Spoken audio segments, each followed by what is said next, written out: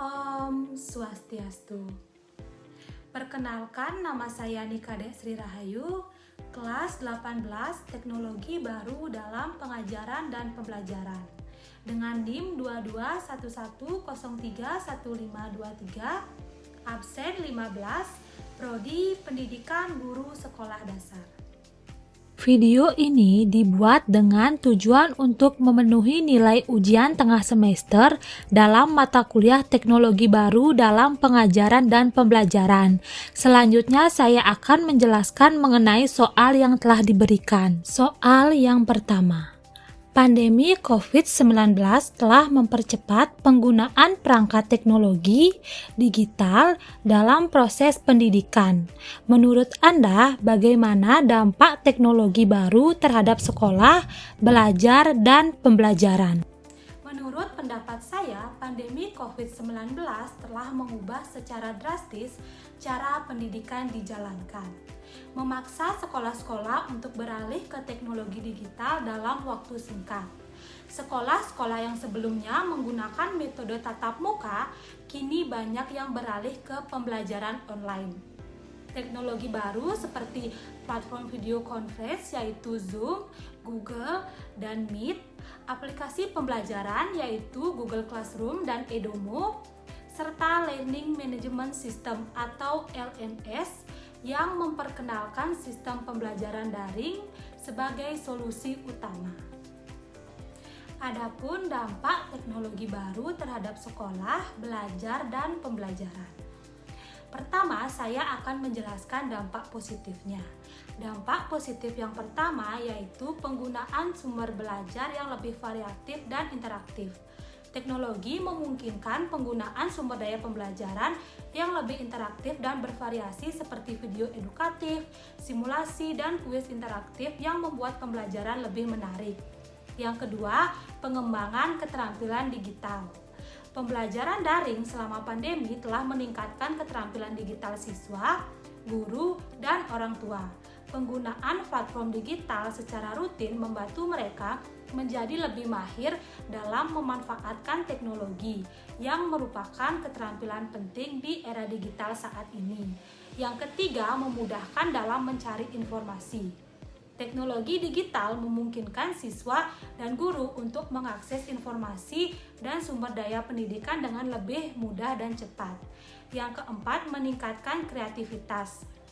Teknologi digital memungkinkan siswa untuk mengembangkan potensi diri dan mencari tahu cara mengembangkan potensi tersebut. Selanjutnya ada dampak negatif.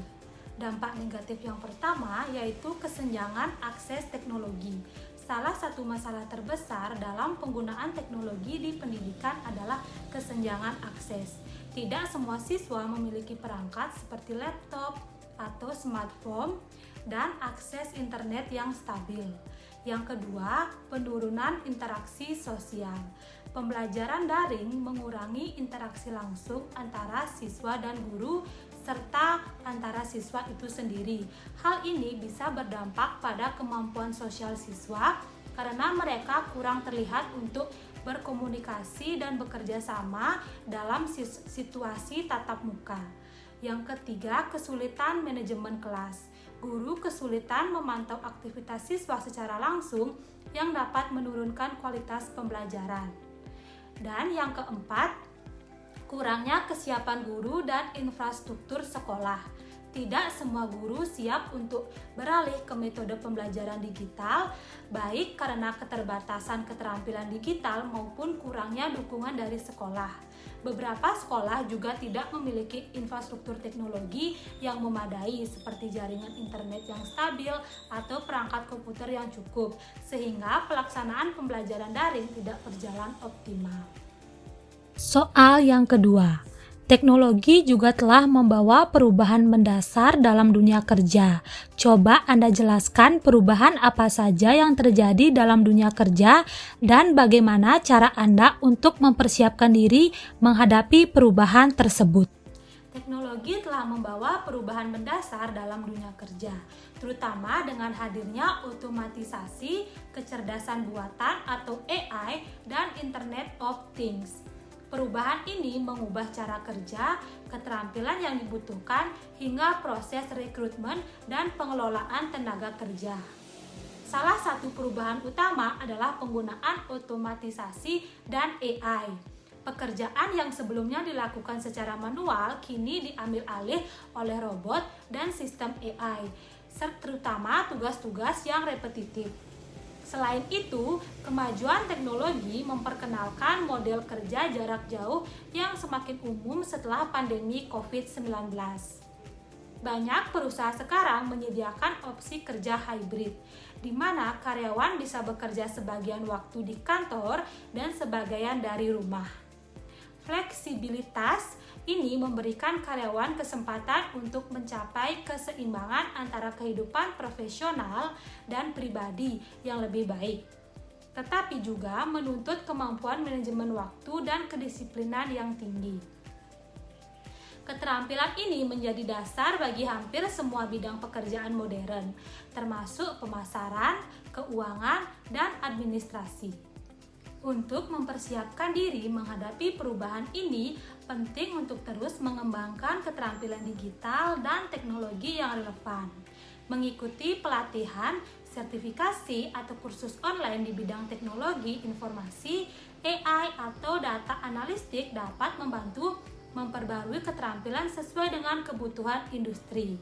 Selain itu, mengasah keterampilan soft skill seperti komunikasi, kolaborasi, dan manajemen waktu juga penting, terutama dalam lingkungan kerja yang semakin fleksibel. Memahami tren teknologi dan adaptif terhadap perubahan merupakan kunci utama untuk tetap relevan dan berdaya saing di era digital yang terus berkembang ini. Soal yang ketiga. Menghadapi tantangan kehidupan di abad 21 diperlukan keterampilan atau skill yang penting Anda miliki. Jelaskan keterampilan apa saja dan bagaimana usaha Anda untuk menguasai keterampilan atau skill tersebut. Di abad 21, keterampilan yang paling penting meliputi berpikir kritis, kreatif, kemampuan komunikasi, kolaborasi, dan literasi digital. Yang pertama yaitu berpikir kritis, memungkinkan seseorang untuk menganalisis informasi dengan cermat dan membuat keputusan yang tepat. Yang kedua, kreatif, membantu dalam mencari solusi inovatif atas masalah yang kompleks. Yang ketiga, kemampuan komunikasi dan kolaborasi, penting dalam kerja tim dan membangun relasi di lingkungan kerja global yang semakin terhubung. Yang keempat, literasi digital, sangat diperlukan untuk mengoperasikan perangkat dan aplikasi teknologi yang kini menjadi bagian besar dari dunia kerja dan kehidupan sehari-hari. Untuk menguasai keterampilan-keterampilan ini bisa mengikuti kursus online yang berfokus pada pengembangan soft skill seperti kursus komunikasi efektif dan manajemen waktu. Bisa juga berlatih berpikir kritis melalui kegiatan diskusi kelompok, pemecahan masalah, dan menyelesaikan studi kasus. Untuk literasi digital, saya belajar menggunakan berbagai perangkat lunak produktivitas, aplikasi kolaborasi, serta mengikuti tren teknologi terbaru. Kesungguhan dalam belajar dan praktek berkelanjutan menjadi kunci untuk menguasai keterampilan ini. Soal yang keempat. Proses adopsi terhadap teknologi diperlukan adanya tahapan. Coba Anda jelaskan tahapan adopsi dan penggunaan TIK. Dan menurut Anda, apakah tahapan proses adopsi teknologi di Indonesia sudah tepat? Ada 4 tahapan proses adopsi terhadap teknologi.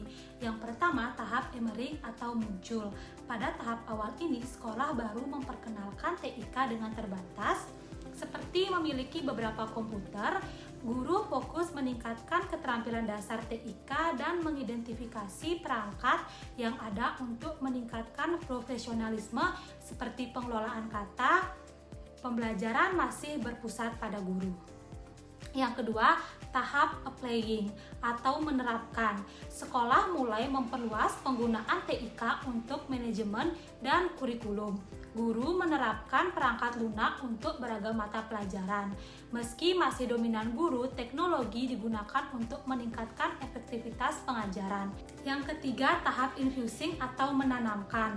TIK mulai terintegrasi di kurikulum secara menyeluruh. Semua kelas memiliki akses komputer dan internet, membantu guru mengelola pembelajaran dan mendukung siswa belajar mandiri. Kolaborasi antar guru dalam pemecahan masalah meningkat. Yang keempat, tahap transforming, yaitu transformasi. Pada tahap ini, TIK sepenuhnya terintegrasi menjadikannya bagian dari aktivitas rutin di sekolah. Pembelajaran berpusat pada siswa dengan TIK membantu dalam kreatif dan kolaborasi. Sekolah mengalami transformasi menyeluruh melalui TIK. Secara keseluruhan, proses adopsi teknologi di Indonesia masih berada dalam tahap awal hingga menengah untuk sebagian besar sekolah, dan mungkin sudah mendekati tahap infusing untuk beberapa sekolah unggulan di kota besar. Meskipun tahap adopsi teknologi yang diterapkan cukup tepat, tantangan utama seperti akses infrastruktur, pelatihan guru, dan ketimpangan sumber daya perlu diatasi agar adopsi teknologi ini bisa merata dan berkesinambungan. Pemerintah perlu memperluas akses teknologi, memberikan pelatihan bagi guru, serta membangun infrastruktur yang memadai, terutama di daerah-daerah yang tertinggal, untuk memastikan teknologi dapat menjadi bagian integral dari pembelajaran di seluruh Indonesia. Soal yang kelima, menurut Anda bagaimana proses pembelajaran yang tepat diselenggarakan di sekolah pada era digital saat ini? Dan bagaimana pula cara untuk melakukan penilaian terhadap proses pembelajaran yang berlangsung? Di era digital saat ini, proses pembelajaran yang efektif adalah yang mengintegrasikan teknologi dengan cara yang mendukung interaktif aktif, kolaboratif, dan fleksibel antara guru dan siswa. Pembelajaran berbasis proyek, blended learning, dan flipped classroom menjadi model yang tepat untuk mengakomodasikan kebutuhan siswa dalam era digital. Pembelajaran berbasis proyek memungkinkan siswa untuk belajar sambil mengerjakan proyek nyata yang relevan. Blended learning mengembangkan pembelajaran tatap muka dan daring, sementara flipped classroom memungkinkan siswa belajar mandiri terlebih dahulu sebelum berdiskusi di kelas. Untuk menilai efektivitas proses pembelajaran, diperlukan evaluasi yang mencakup penilaian formatif dan sumatif. Penilaian formatif seperti kuis online, diskusi kelas, dan tugas individu atau kelompok dapat digunakan untuk memantau perkembangan belajar siswa secara berkala. Penilaian sumatif seperti tes akhir dan proyek akhir membantu menilai pemahaman dan pencapaian siswa terhadap materi yang diajarkan. Selain itu, feedback dari siswa dan guru sangat penting untuk terus meningkatkan kualitas pembelajaran. Integrasi teknologi yang baik akan mendukung proses penilaian ini dengan lebih mudah dan memberikan data yang lebih akurat mengenai perkembangan siswa. Sekian jawaban dan penjelasan yang bisa saya berikan. Mohon maaf bila ada salah kata. Saya ucapkan terima kasih dan Om Santi Om.